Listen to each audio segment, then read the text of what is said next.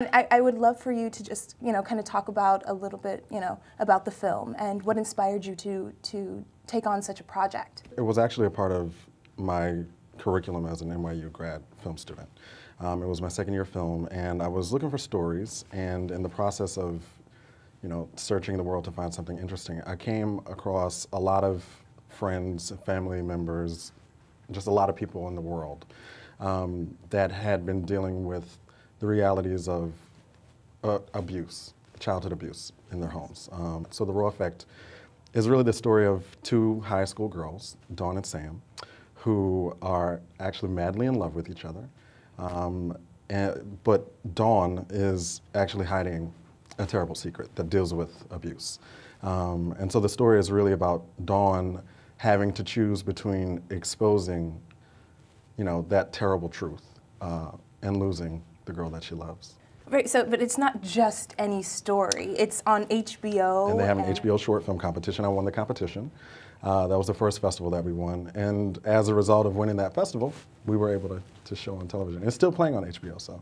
That's amazing. And so, but you're fairly young. I mean, you're 27 years old, and your colleagues, I'm assuming, are much older. Yeah, I was the youngest person at the festival. Okay, so how do you handle that? How do you handle that as a young person? It's funny, actually. I think I'm still learning I'm still trying to figure that out, to be honest. Even with the success of this film, I honestly I just wanted to tell this story because it was important to me to tell it.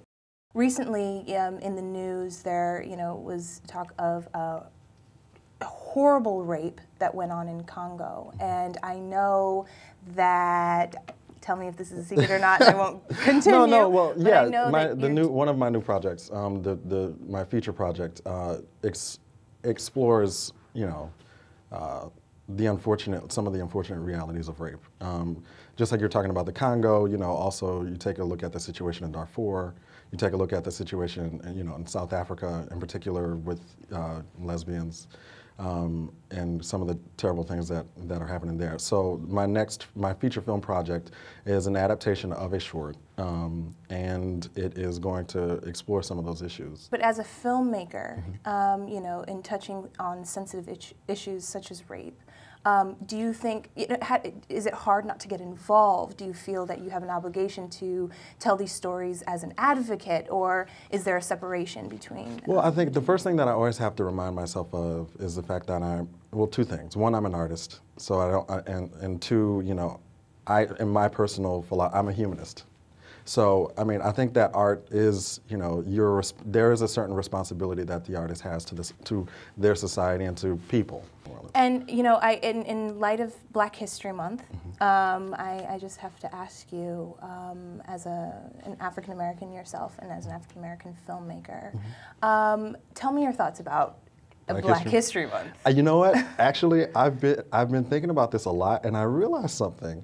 I think that I hate to give this type of critique, but I think that the problem with Black History Month is that too many people concentrate on memorizing people's names and their contribution, as opposed to, in my opinion, I think what would be profoundly more helpful is if people actually paid attention to some of the circumstances that African Americans, or just people from the African diaspora, or people of color in general, have had to endure in this country. And so that's kind of my gripe. Given that you are a student and you're balancing all of these different things, what advice would you give to graduate students, undergraduate students who are in a similar position?